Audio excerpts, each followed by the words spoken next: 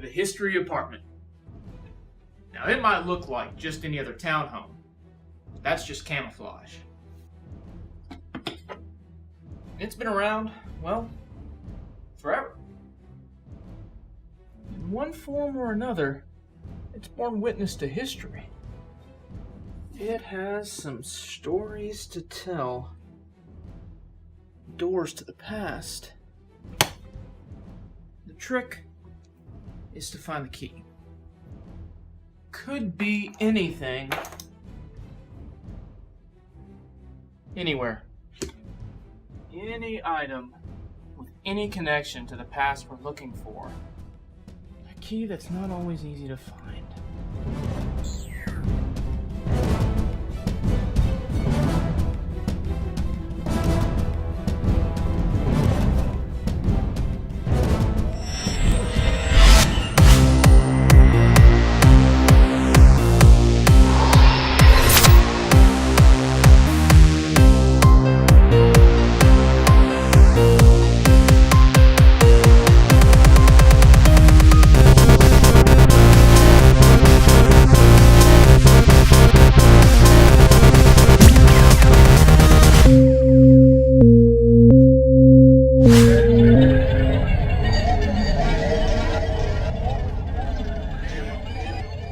I know where I am.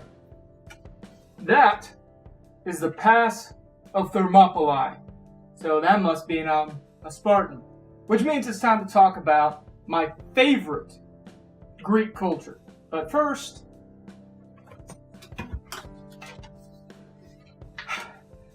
I need to be able to speak. And see. There you go. So the history apartment has brought us to the Pass of Thermopylae, which is the site of probably the most famous battle for the Spartan culture. You know, in history textbooks, when you talk about ancient Greece, you almost always talk about the ancient Athenians. Because mostly they're sitting there thinking, ooh, we've got to make it relatable. And the ancient Athenians, they had a democracy. It was the first time anyone ever voted as a society. And it's relatable. Voting. And I've always been of the opinion that, action is really relatable. So I've always been fond of talking about the Spartan culture. Now, having a warrior culture is absolutely nothing new. I mean, there have been warrior cultures dedicated to warfare since time began. But the Spartans took it to a new level. See, the Spartans devoted themselves totally to warfare, to the point where they actually had no other profession. All the other jobs in Spartan society were done by slaves called helots. So a Spartan, a full-blooded Spartan, he could just dedicate himself completely to warfare. And it even went into eugenics.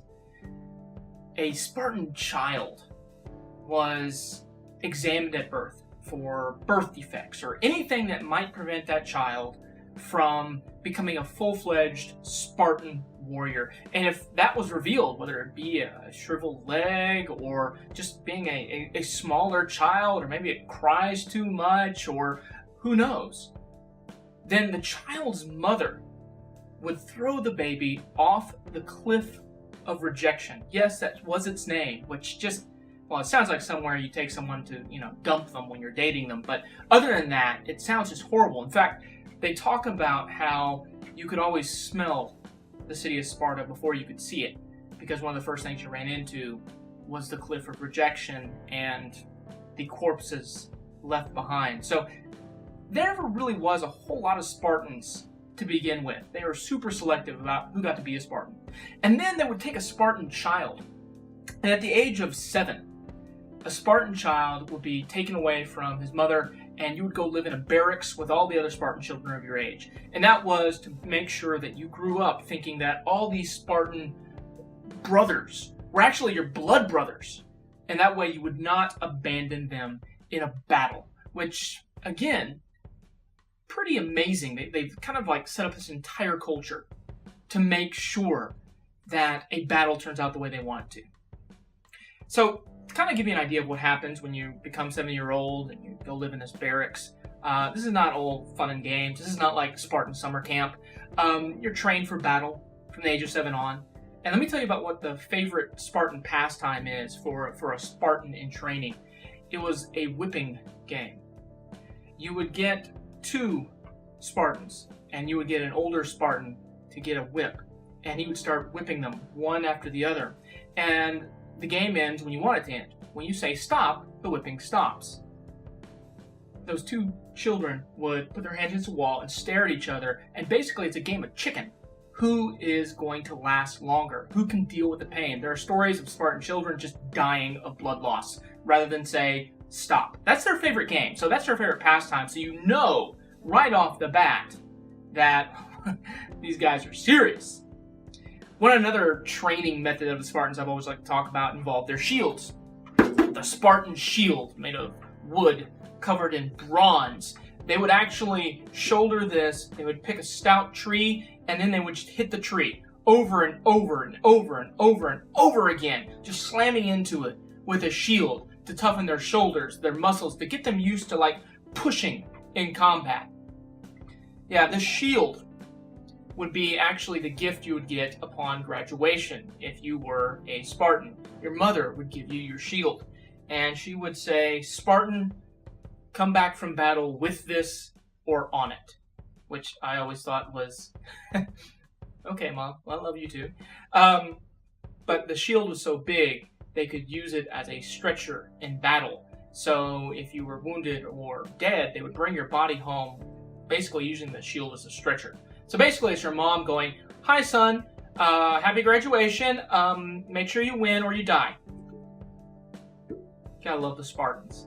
So the shield is actually a big part of what made the Spartans special. They fought in what is called a phalanx, which is a shield wall. Imagine lines of men with shields just like this one.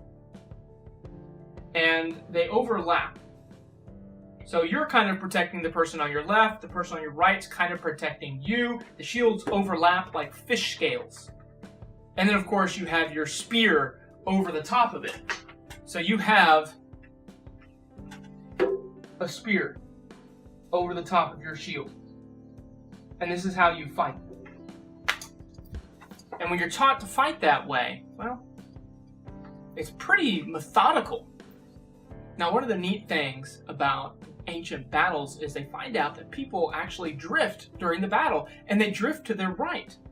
And you're like, wait, what? Yeah, ancient battles would actually wind up maybe a mile that way. Why a mile that way? Because you are protected by the guy on your right shield. So as the battle's fighting, you're kind of slowly inching further and further into his shield to get more protection. Now imagine the entire battle doing that, and the battle just kind of slowly drifts to the right, which is pretty neat. Now I'm sure you've seen famous films or comics where Spartans are basically dressed in nothing. They've got a red cape and a big shield, and that's about it, which is about as far from the truth as humanly possible. Spartans were like ancient Greek tanks. They are armored head to toe in bronze, as kind of I am. I've got a bronze cuirass, I've got bronze greaves, which are leg protectors, I have a giant bronze shield, and of course, you've got the famous Spartan helmet. The Spartan helmet, you notice how it kind of resembles a skull. There was a reason to use this helmet. When you put this helmet on, you look just like anybody else. So if you're fighting an army that's just wearing this, it's like fighting an army of zombies. You're sitting there, you can't tell if you're killing people because others are stepping up and they look just the same. So, glasses go off. Don't worry, the history department will take care of them. Now imagine this is what you see in battle. I am non-distinguishable as Mr. Hammer. I am just a bronze tank. I am heavy. I am hard to move. I am hard to hit. I am hard to injure. I am like a tank zombie. Woohoo! Sparta! Sparta! I mostly just wanted to do the war chant.